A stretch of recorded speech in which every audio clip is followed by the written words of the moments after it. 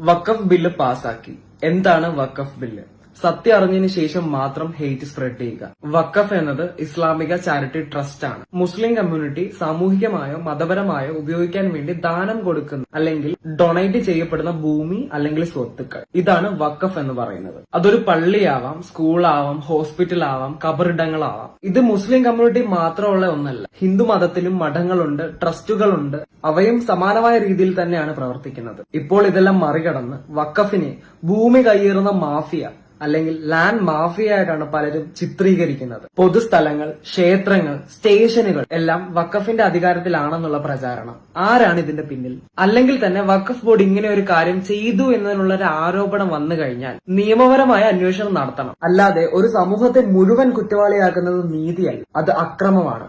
Communal politics.